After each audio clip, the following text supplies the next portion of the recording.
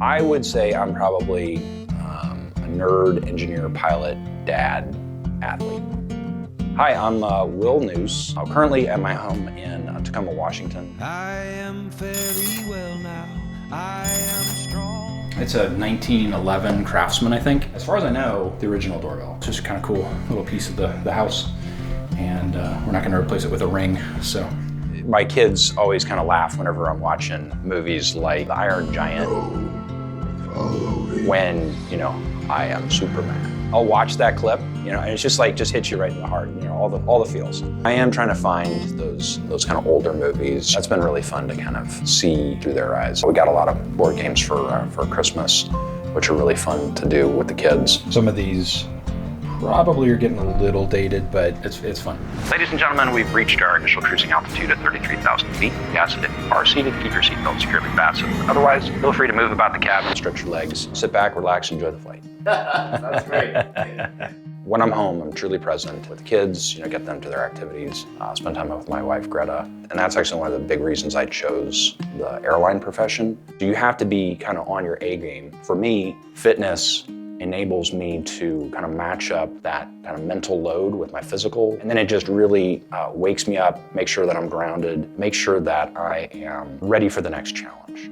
We are fed, depending on the length of the flight and how many flights we're doing. Eating those same meals all the time, there's also kind of a fatigue component, but also is this the best food for me all the time kind of component. And that's one of the things I've got to dial in. And I try and bring some protein powder. I've got a shaker bottle that I bring with me. I've got some kind of emergency trail mix and some tuna packets that I bring. I think I'm doing a very modified version of the template. I found a lot of success with template, but I'm just trying to, gauge, all right, is this gonna make me feel better in a couple hours, or is this gonna make me feel worse? So I'm trying to stay away from the processed sugars and really focus on kind of the lean proteins or protein in general, and then get as much vegetables as I can.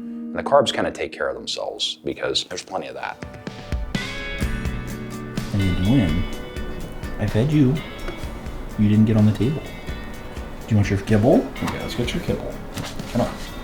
Cats, I think it's something about the fact that they are kind of ambivalent and they don't need your presence. And so if they're choosing to spend time with you, to me, that's that's kind of a win. So the first one, Spike, my wife's cat, Petey, he rolled up like he owned the place. He ended up becoming our cat, and then about a year later, decided to foster kittens again. Nimbus, Princess Zelda, Ravenstar, and Moby, or Mo. They keep us real busy, and you can probably see the toys all over the place. So, yeah.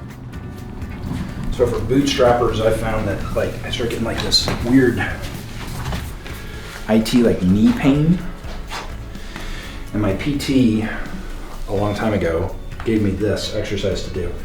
And it just alleviated the knee pain entirely when I do bootstrappers. So this is just how I do them now. Dealing with sciatica off and on for a really long time. What I ended up actually figuring out was that it was a iliopsoas issue. I found a great PT here in town. A lot of kind of precise abdominal stuff. I think that's probably my weakest area is my abs. And so that's one of the reasons why I'm trying to do the butts and guts. A lot of crunches, a lot of oblique type movements, and then some long static bird dog holds. It's always something to work on, and that's kind of the challenge of it. Because it's so cold with the concrete floor, so I got this little electric pad, and I found out that if I put the weights on it, it just makes them so much warmer. They're not ice. I tend to find that I have fewer distractions on the road, so getting some workouts in is a little bit easier sometimes. What I typically do is try and have a couple of workouts set up so that I know that even if I can't even get to the gym, I can get a workout done in my room if I have to. Some kind of staples are the more than nothing workouts or the recovery workouts. Those are great as well if I've got limited time. And those just kind of get the blood moving. What I frequently will do is either on the way up to my hotel room, I try and look at the gym. So I get kind of a mental picture of, okay, what do they have? What do they not have? Or whatever the case may be. I can use dumbbells. I can switch things up. I could do just a body weight exercise. Depending on what is available and how I'm feeling and matching those all up, it's kind of an awesome little puzzle to kind of figure out quickly. There's not really a way to make a great excuse in the end. There's always something that you can do. I can tell when I haven't worked out for a few days, the problems that I'm facing seem a little bigger than maybe they really are. And when I get a workout in, I just feel centered. I feel like I'm myself again. Even if the problems are really big, actually, I can, start chipping away at them. I don't have to eat the entire elephant night. I feel like I've got a path through that. It just helps me get out of my own head. The kind of the mental load is being shared physically as well. So that just helps me sleep. It helps me stay awake. It's just kind of the key for a lot of things for me. So. And I'm gonna fly. I'm gonna fly.